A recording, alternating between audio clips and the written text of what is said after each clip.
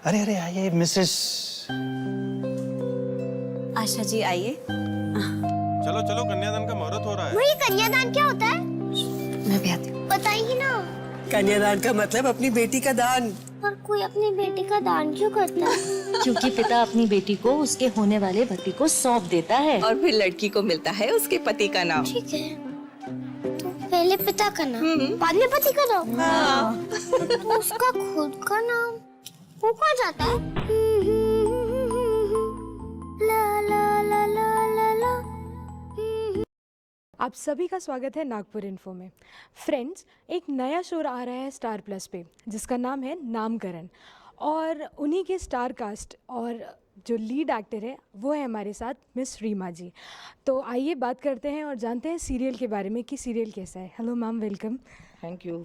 Ma'am, आप serial के बारे में बताइए। कुछ बहुत अलग कंसेप्ट लेकर आ रहे हैं इस बार। भट्ट साहब का सीरियल है, पहली बार भट्ट साहब का सीरियल आ रहा है, तो सीरियल के बारे में कुछ बताइए। ये अवनी की कथा है। 9-10 साल की बच्ची है अवनी।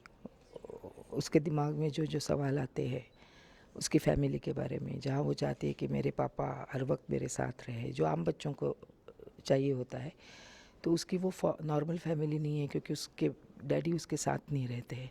तो ये बात उसको बहुत अखरती रहती है, और कहीं शादी में जाते वक्त कुछ सुनती है तो वो सोचने लगती है कि ये ऐसा क्यों कि पहले पिता का नाम लड़के को लगाना पड़ता है, बाद में पति का नाम, तो फिर मेरा नाम क्या होगा, मैं कौन हूँ, मेरी हस्ती क्या है, मेरी आइडेंटिटी क्या है। तो ये सफ़र उसका शुरू होता है इन सवालों को लेकर, और इस सफ़र में हम बाकी के सब किरदार आते हैं। जो उसके डैडी है आशीष, जो मेरा सबसे बड़ा बेटा है, और दयावंती जो मेरे कैरेक्टर का नाम है। मुझे 3 बच्चे हैं, केतन, दीक्षा, आशीष जो बड़ा है।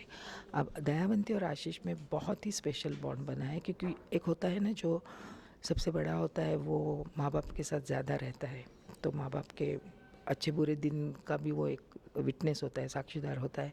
तो जो आशीष है, इसलिए उन दोनों में बहुत ही स्पेशल बॉन्डिंग है। मगर दयावंती जो otherwise she is fond of her family, she loves her family, बहुत लॉयल और ऑनेस्ट औरत है, बहुत मेहनत करके अच्छे तरीके से सन्मार्ग से ऊपर आई हुई है।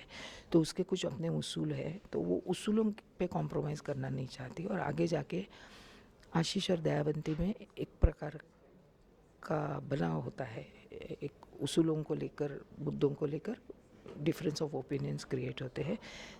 तो उस वक्त दयावंती का क्या स्टैंड रहता है, या आशीष क्या करता है, या उसमें अवनी का क्या कंट्रीब्यूशन होता है, अवनी की माँ का क्या कंट्रीब्यूशन है, नीला करके कैरेक्टर आता है, इतने सारे एक्टर्स, मतलब वो अवनी की जर्नी में हम लोगों को कथा में इतना अच्छी तरह से पिरोया गया है। तो सबके रोल्स बहुत सशक्त हुए हैं, स्पेशली फीमेल ओरिएंटेड जो कहानी है, जिसमें सारी औरतों के बहुत सशक्त रोल्स बने हैं।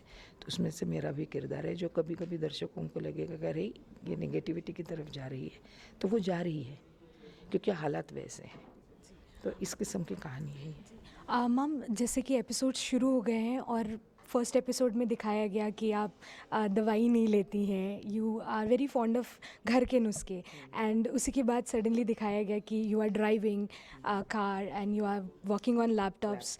सो ये एक बहुत ही ज़्यादा मिसमैच कैरेक्टर बनाया गया है, तो इसके बारे में कुछ बताइए। नहीं, मैं तो ऐसा कहती हूँ कि ये बहुत मैच्योर कैरेक्टर है, कि जहाँ वो बोलती है अपने बेटे को कि मैं वैद्य की पत्नी हूँ, क्योंकि तुम्हारे बापू वैद्य थे, तो मुझे ये अंग्रेज़ी दवाइयाँ मत दो, क्योंकि मैं मेरे, और हम, आप देखो आपके इर्द गिर्द दादी नानी जो भी है वो घरेलू जो औषधि होती है उस पर बिलीव करते हैं, उसका रिज़ल्ट भी उनको अच्छा मिलता है।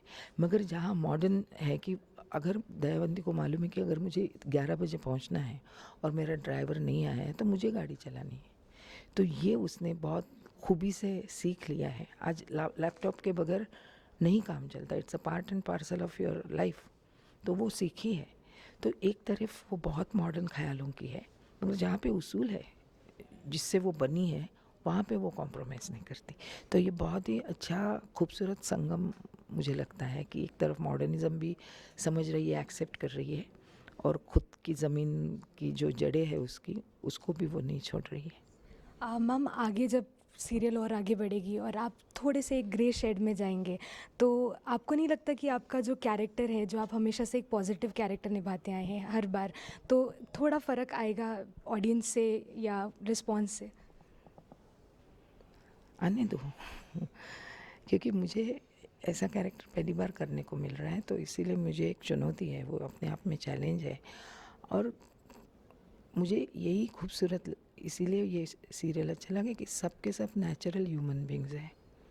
हर वक्त कोई अच्छा नहीं रह सकता ज़िंदगी में, तो वही है दयावंती। उसको गुस्सा भी आता है, she hate some people, she feel jealous about some people. तो हम लोग होते ही ऐसे हैं ना हमारी निजी ज़िंदगी में, तो इतना ह्यूमन कैरेक्टर मिला है मुझे, तो उसमें ग्रे शेड्स तो आने ही आने हैं और मुझे लगता है ऑडियंस अच्छी तरह से समझ पाएगी and I think they will like it. And मैं करती हूँ कि आपको अच्छा लगे मेरा काम।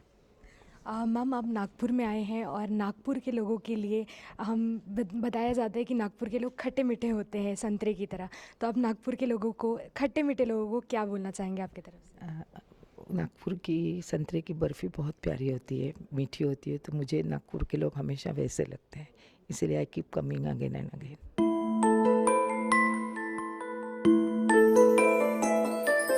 लेके चलूं तुझको एक ऐसे देश में, मिलती हैं जहां खुशियां परियों के भेस में, परियों के भेस में।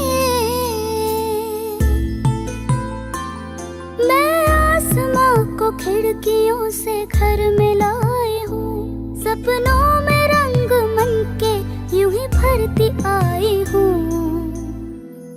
हर दर्द भूल जाऊं यूं ही खेल खेल में, मिलती है जहां खुशियां परियों के भेस में, परियों के भेस में।